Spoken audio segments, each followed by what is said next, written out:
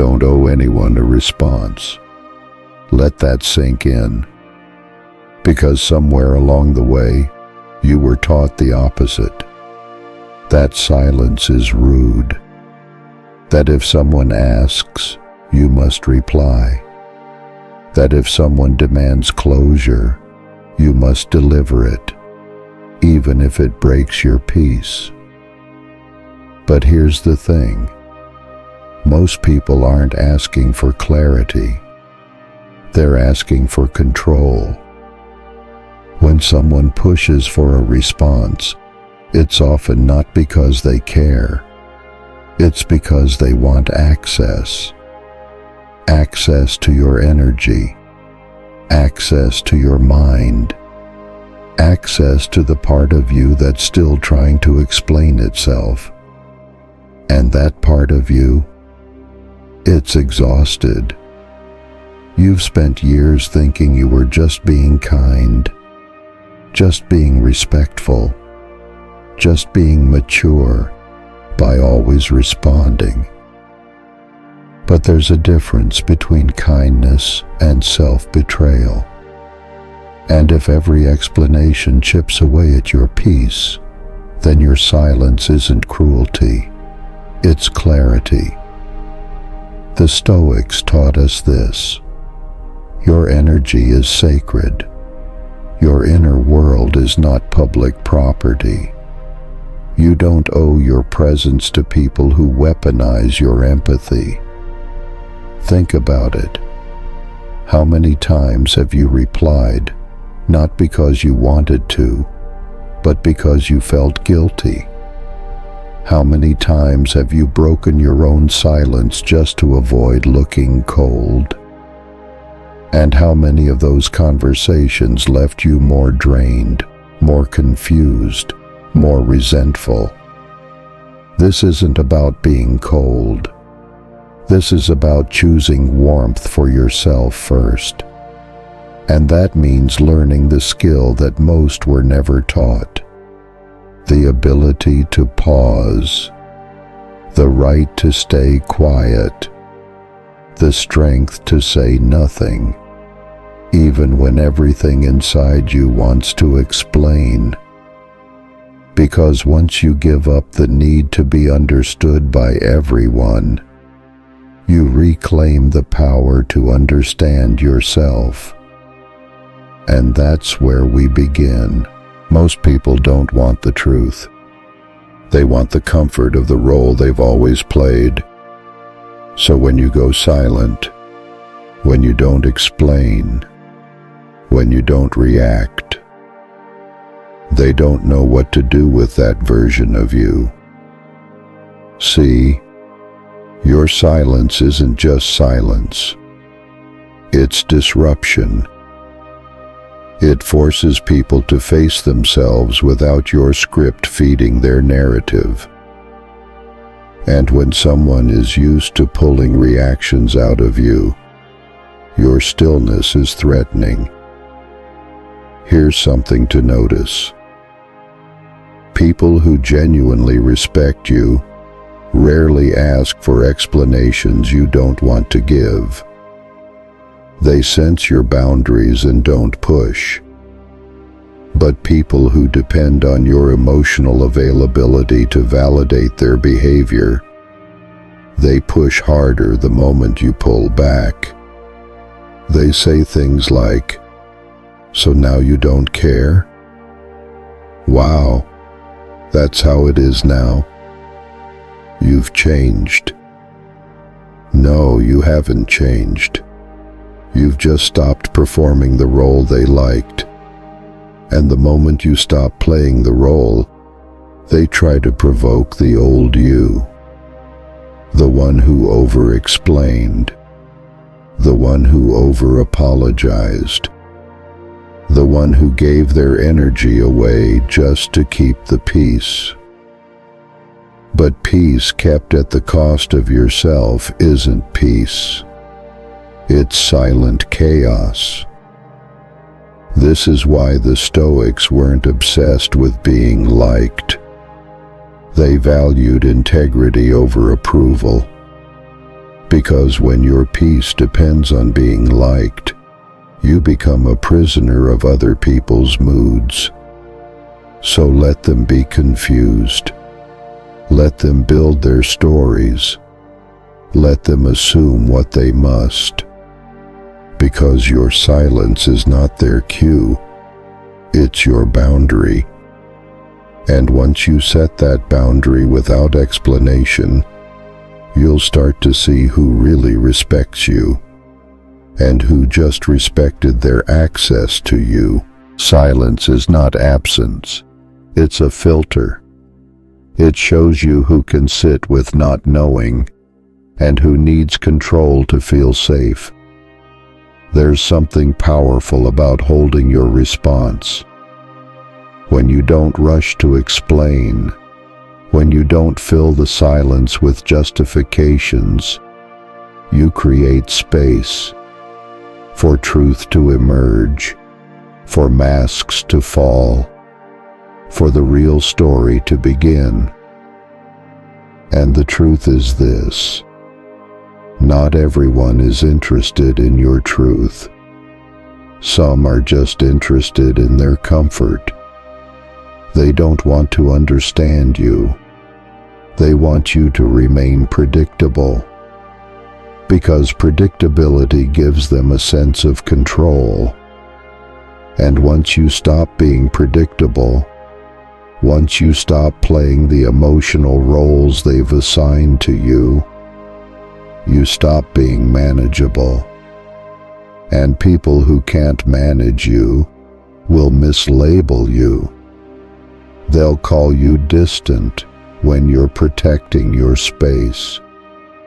They'll call you rude when you're reclaiming your peace. They'll call you selfish when you finally start choosing yourself. But those labels don't belong to you. They belong to the versions of you they can no longer manipulate. Here's where Stoic detachment becomes your compass. It's not about walking away from connection. It's about walking away from distortion. It's about knowing the difference between being understood and being used. And if someone constantly demands explanations for your boundaries, they're not confused. They're challenged. Because your silence reveals the part of them that was never willing to listen in the first place. So let them talk. Let them twist. Let them misunderstand. Because you're not here to manage everyone's emotions. You're here to protect your own clarity. If this spoke to something you've been holding in, subscribe now, because the next part shows you exactly how they try to break your quiet. You know you're doing something right when your silence becomes louder than their noise. People who once thrived off your responses start to panic when they no longer get them. They might not yell, they might not fight, but they'll provoke in subtler ways, through guilt, sarcasm, silence of their own. They don't want your honesty. They want your access back. And this is where emotional manipulation hides best. Not in overt aggression, but in subtle tests. They'll say things like, "You used to be different. Don't you care anymore? I guess you've changed." And behind those words is a challenge. Prove to me that you still belong to the version of you I liked. But what if that version of you wasn't the real you, just the more manageable one? The one who over-explained, over-apologized, and overextended. the one who gave pieces of peace away to be understood. Here's what they're not ready for: the version of you that no longer needs to be validated, the version that has stopped proving, the version that values peace over performance. This new version, this quiet you, isn't heartless. It's healed. It's tired of shrinking to fit into relationships built on access, not alignment. Stoicism isn't detachment from people. It's detachment from their narratives about you. And when you stop explaining yourself, you stop being edited by people who never understood your full story to begin with. So let them test you. Let them doubt you. Their confusion is not your problem. You're not here to audition for acceptance. You're here to live in alignment with your values, your clarity, your quiet truth. They told you that silence would push people away. What they didn't tell you is how much peace you'd gain when the wrong people leave. You see, most of your exhaustion didn't come from doing too much.